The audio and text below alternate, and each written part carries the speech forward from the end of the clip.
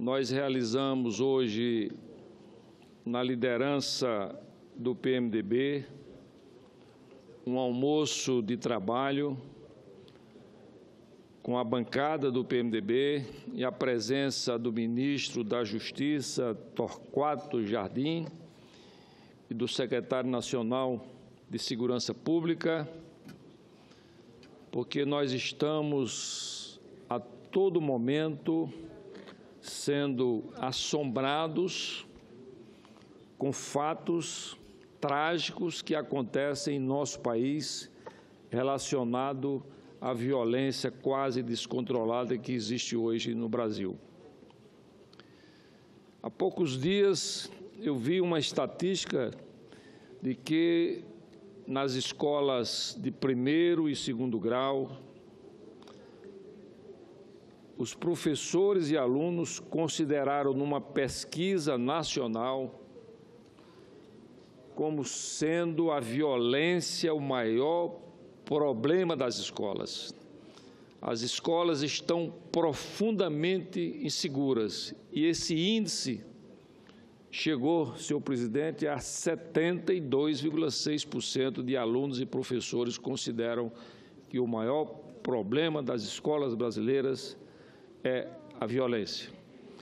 E ontem fomos surpreendidos pelos noticiários de televisão, uma professora que foi agredida, inclusive na sala da diretora, de uma forma extremamente violenta por um aluno de 15 anos, identificado e conhecido já como uma pessoa violenta.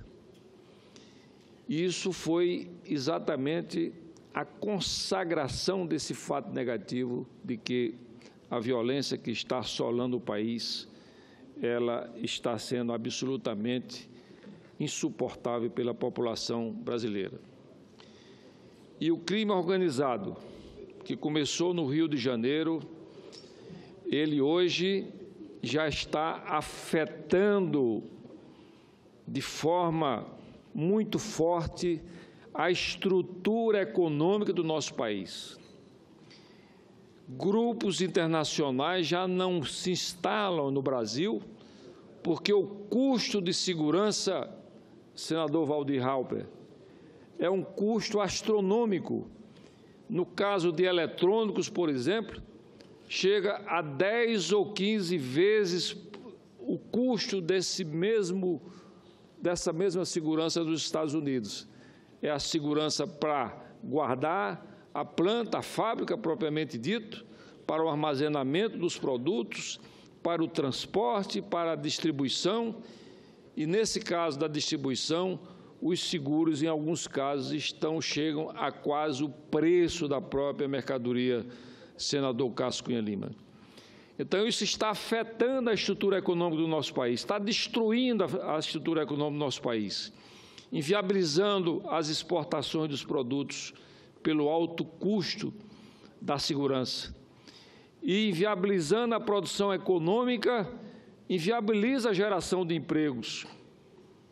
E aí, o Código Penal, que tem 4 objetivos, que é garantir a vida, ou melhor, proteger a vida, proteger o patrimônio público e privado, proteger o sistema econômico e proteger o sistema social, ele não está sendo capaz de cumprir a sua obrigação e por conter leis, dispositivos antigos, superados, mantidos há muitos anos, desde 1940, é que ele não está funcionando como um instrumento de inibição do crime em nosso país.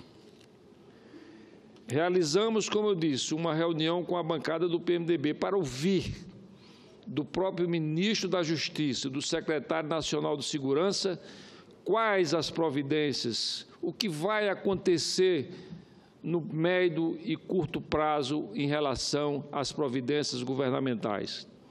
E ele falou naquele momento, o senhor ministro, que é necessária, absolutamente necessária, a integração da União, dos estados e dos municípios, porque são os estados e os municípios, são as polícias estaduais e as guardas municipais que conhecem todos os recantos das respectivas cidades, de seus respectivos estados. Então, sem essa participação efetiva, as forças federais ficam totalmente ineficientes pelo desconhecimento do terreno, como gosta de dizer os militares.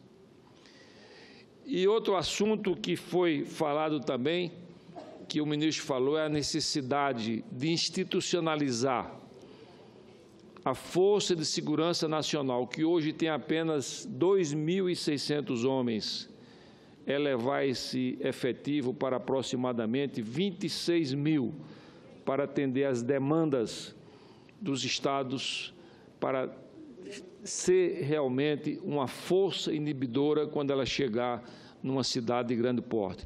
Não adianta muito a Força de Segurança Nacional chegar numa cidade como o Rio de Janeiro, com 1.000 homens ou 600 homens, que é absolutamente inócua a sua participação pelo pequeno efetivo que ela dispõe.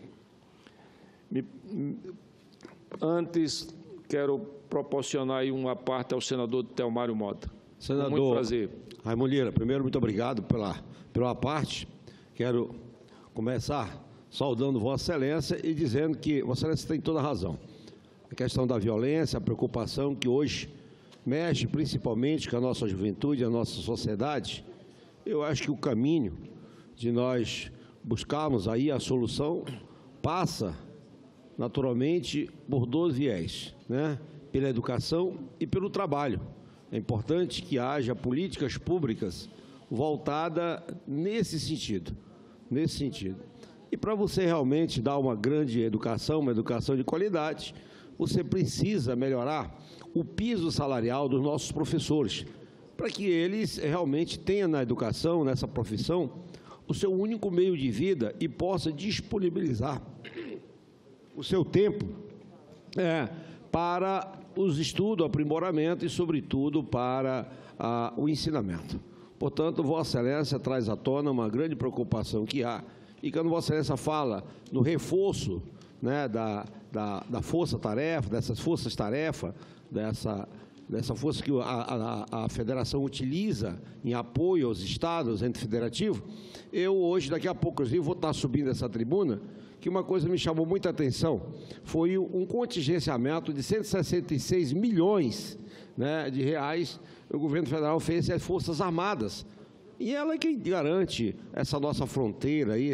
Você veja que as armas que chegam hoje para abastecer e dar força à criminalidade, para que haja essa formação dessas quadrilhas e dessas organizações criminosas, ela naturalmente veio pela fronteira seca que nós temos, que é bastante extensa nesse país continental que é o nosso, e também nos contêineres dos navios. Portanto, as Forças Armadas, a PR, a Polícia Rodoviária Federal, a Polícia Federal, enfim, esses órgãos que garantem a nossa fronteira, que dá a nossa segurança, eu não vejo como que haja necessidade de fazer o contingenciamento. Mas eu quero parabenizar Vossa Excelência por trazer um assunto que está, sinceramente, está em moda e está em evidência pelas suas causas, as suas consequências.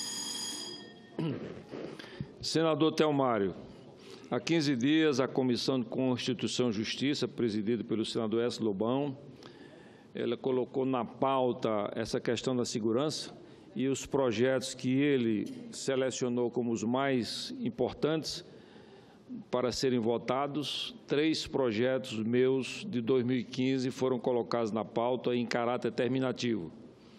São 3 projetos que eles se interligam entre si. Um é proteger a casa, o lar e a escola. Então, aumenta a pena em 50% a 2/3 dos crimes cometidos no lar, na casa do cidadão, ou na escola, ou no seu entorno até 100 metros de distância. Isso tem um caráter inibitório para reduzir os crimes que estão sendo com muita frequência nesses dois ambientes que poderíamos considerar como sagrados. O segundo projeto, ele aumenta a pena do bandido que leva a criança, que usa criança e adolescente nas suas ações delituosas. Então, ele normalmente transfere para o menor o delito mais grave. Então, ele vai ser também corresponsável com aumento de pena se ele utilizar menor ou adolescente nesses atos, nesses crimes. E o terceiro considera o porte de arma branca como crime que poderá ser punido de 1 a 3 anos, o porte de arma branca como arma, isentando naturalmente a ferramenta de trabalho, a faca do açougueiro, a faca do artesão, as ferramentas dos trabalhadores rurais, não é? Então, que nós temos visto por esse porte de arma branca ser apenas uma transgressão e não um crime, estão sendo cometidos crimes em todo o país, e eu vi a estatística, 2 estados brasileiros já assassinam mais com arma branca do que com arma de fogo. E recentemente, a semana passada, aconteceu aqui um crime hediondo, né, com uma senhora funcionária do Ministério da Cultura, foi assassinada por 2 bandidos, um jovem adolescente e um bandido adulto, próximo à sua residência, com a arma branca. Então, esses 3 projetos se interligam, todos eles estão previstos, né, o uso de adulto, o uso de criança e adolescente por adulto, a proximidade do lar e o uso de arma branca. Então, são projetos que foram agora, depois desse fato, resgatados pelo nosso presidente Elcio Lobão, para que ele já está em fase de aprovação final e da Comissão de Constituição e Justiça irá diretamente para a Câmara dos Deputados. E eu peço ao presidente Cássio um tempo para que eu possa ler rapidamente aqui uma homenagem à nossa querida Cajazeiras, que ontem completou 154 anos. Né? Subo nesta tribuna para cumprir mais uma vez e com imenso prazer um rito que mantenho no meu mandato e da qual nunca me afastei ano após ano. Refiro-me à homenagem anual que faço à minha querida cidade natal de Cajazeiras, na Paraíba, pela passagem do seu aniversário, cuja data, 22 de agosto, ontem, é uma homenagem ao nascimento do seu fundador, o padre Inácio de Souza Rolim. Se faço questão de enaltecer e homenagear o chão que me gerou, é porque nutro o mais genuíno e verdadeiro orgulho pela terra sertaneja que me formou e me fez consciente e profundamente grato das minhas raízes. Não por acaso, conhecida como a terra que ensinou a Paraíba a ler, suas raízes educacionais forjaram em cada um de seus filhos e filhas o gosto pela leitura e a sede inesgotável pelo conhecimento. Cajazeiras foi gerada pelo espírito educador, com semente plantada pelo padre Rolim quando fundou, em 1829, a primeira escola, chamada de Serraria, iniciada com meia dúzia de estudantes. A sua aptidão e formação educacional consolidou-se com a fundação do Colégio Diocesano Padre Rolim, cuja construção teve início em 1934, e na década de 40, transformada em colégio salesiano com a construção da Capela de Nossa Senhora Auxiliadora.